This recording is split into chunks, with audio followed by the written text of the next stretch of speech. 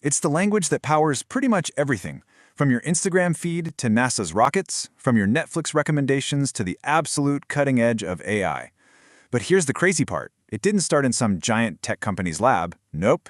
It started with one guy, a really simple idea, and, believe it or not, a love for British comedy. This is the incredible story of Python. To really get Python, you have to understand its soul. And it's all captured right here, in this one simple line from its guiding philosophy.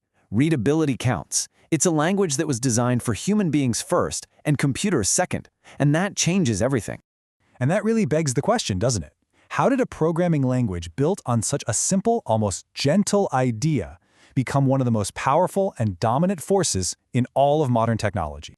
Okay, to answer that, we need to go back, way back. We need to meet the person who started this whole revolution. So this is Guido van Rossum. Back in the late 1980s, he was working in the Netherlands, and he was just frustrated. He felt like the programming languages at the time were either way too complicated or just not powerful enough. So he set out to create something new, something better. He started it as a little holiday side project and released the first version in 1991. For the next few decades, he guided the project with the affectionate title the community gave him, the Benevolent Dictator for Life, or BDFL for short. And here's where you get the first real hint of the fun, kind of quirky culture that would pop up around this language. You hear Python, you think of a snake, right? Well, nope. He named it after his favorite comedy group, Monty Python's Flying Circus. That playful spirit is just baked right into its DNA. I mean, even today, you'll find jokes and references scattered all through the official documentation. You know, that origin story actually points to a much deeper truth about the language. Unlike so many other programming tools that just kind of grow organically, Python was built on a really clear, explicit set of principles. These principles are all collected in a document that's famously known as the Zen of Python. And it's not just some corporate mission statement. It's a set of 19 simple truths or aphorisms that literally guide how the language is built and how people are supposed to use it. Let's take a look at a few of the most important ones. First and foremost, you've got this. This is the big one. The whole idea is to always choose the simpler, cleaner way to do something. The goal is to be clear, not to be clever. Second, the code should never feel like a magic trick. It shouldn't hide what it's doing. There shouldn't be any mystery. When you look at a piece of Python code, you should be able to see exactly what it's trying to do, plain and simple. And this one is a huge deal. A lot of other languages out there are famous for having like 10 different ways to solve the same problem. Python takes the exact opposite approach. It really pushes you to find that single, best, most obvious solution. So you're probably wondering, okay, that philosophy sounds great, but how do you actually enforce it? Well, Python does it through a single design choice. That, for a lot of programmers coming from other languages, it's kind of controversial at first. It just got rid of all of it. All the curly brackets, all the semicolons, all that stuff that clutters up the page. Instead, to define the structure of the code, Python uses something incredibly simple: indentation. Yep, just the empty space at the beginning of a line.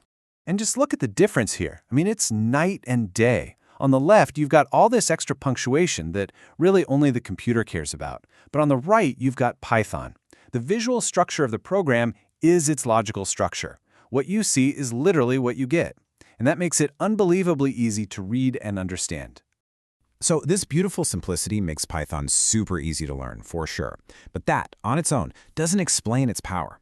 The real strength, the reason it's such a giant in the tech world, comes from its massive and incredibly versatile ecosystem.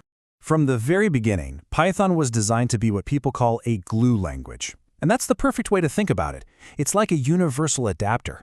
It is ridiculously good at connecting different pieces of technology that weren't meant to talk to each other.